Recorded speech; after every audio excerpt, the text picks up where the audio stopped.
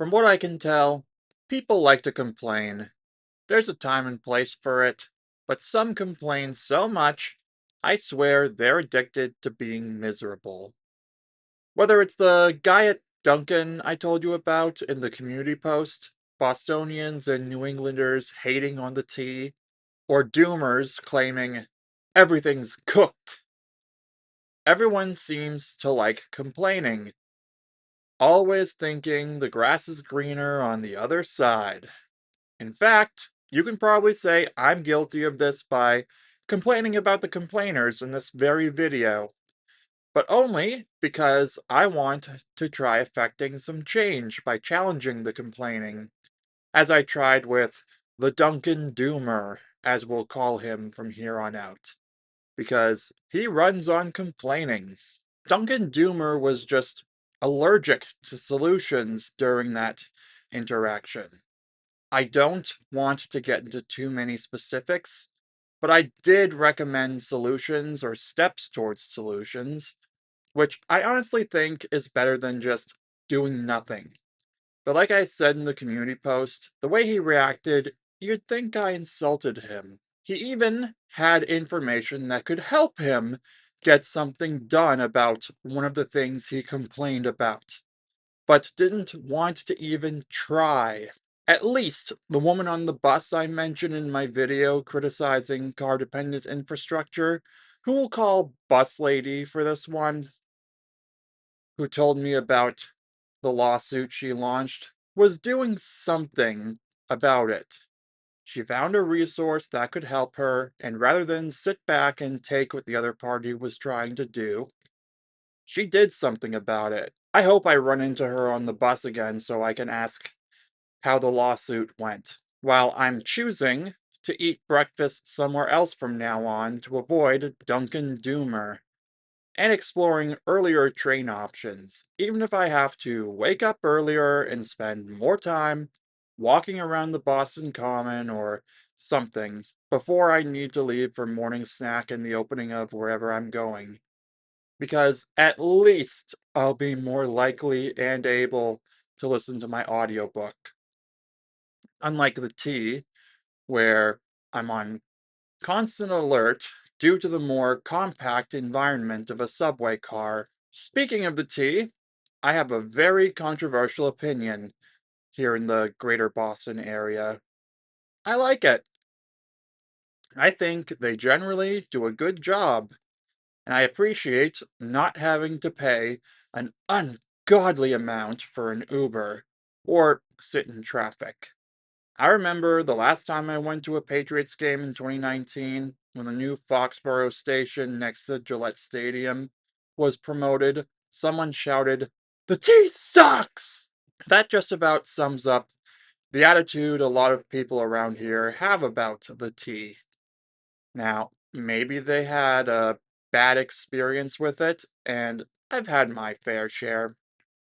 A few weeks back, I had a train delay that made me take a different line that stopped somewhere close enough for my dad to pick me up from, as well as a long wait for a transfer from the orange line to red that caused me to miss a train that could have gotten me close enough for a ride home from my dad, and let me eat dinner at home instead of spending $9 at McDonald's. I've also experienced dangerous overcrowding on the Green Line at North Station when a Celtics game got out at the same time as my movie during an Orange Line shutdown affecting North Station.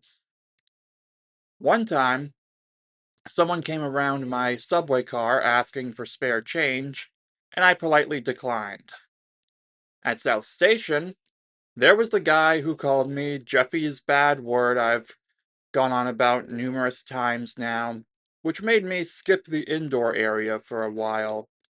And a few months later, an explosive argument I witnessed and reported to Amtrak police so they could de escalate it or stop it from escalating.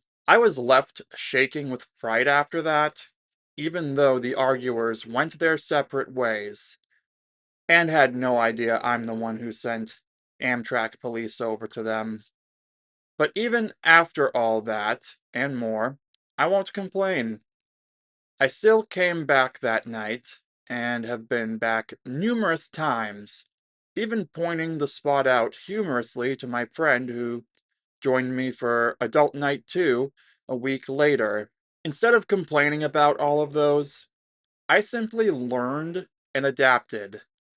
Last Saturday, instead of trying to transfer to the Red Line again, I rode one extra stop down the Orange Line to Chinatown, got out, and fast walked to South Station from there to make my train home, having learned my lesson about counting on transfers. That other train that got delayed wasn't the end of the world, because I knew a backup option was available.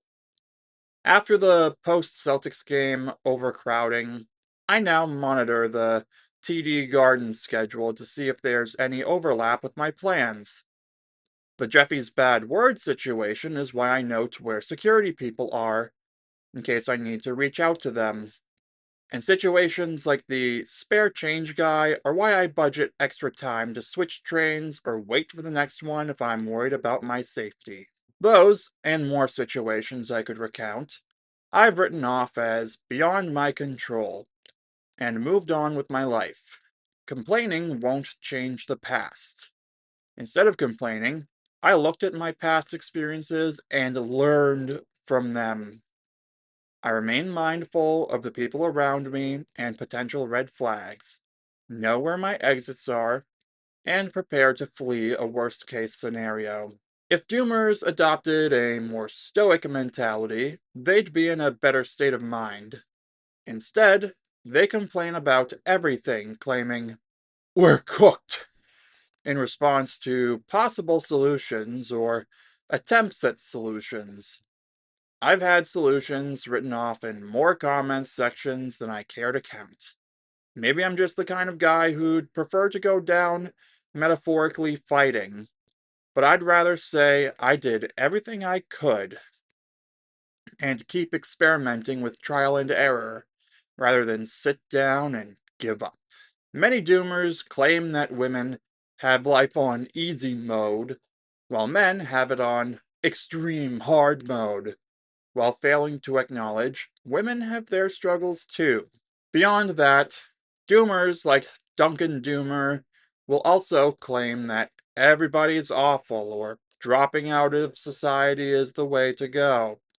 Sure, not everybody is going to be great, but people can be nice if you give them a chance. I experience just as much with people on the T, and when I'm out and about. Most people are somewhere in the middle. It's a bell curve. Now, I said at the start that you could accuse me of complaining about the complainers, and you're not wrong. There is a time and place for complaining, especially to someone who can actually do something about it. Bus Lady complained to the Legal Defense Aid Group, and I'm assuming she had the evidence she needed to win in court based on the fact she was going through with it. Complaining to them actually led to something, and while I don't know her rationale for telling me about it, I do know that it was different from what Duncan Doomer was complaining about.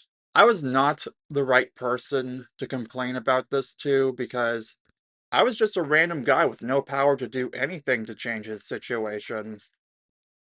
I tried pointing to solutions because I'm a big believer in focusing on those, but he wouldn't hear it. I feel bad for him because he seems addicted to the misery, but rather than play savior, I'm just gonna go somewhere else for breakfast from now on, even if I have to get up earlier and walk around the Boston Common or something to pass the extra time. See? I just formulated a solution to my problem right there, and I accept the trade-offs. Misery feels productive. Solutions require effort. On that note, I'm wrapping it up here for the video.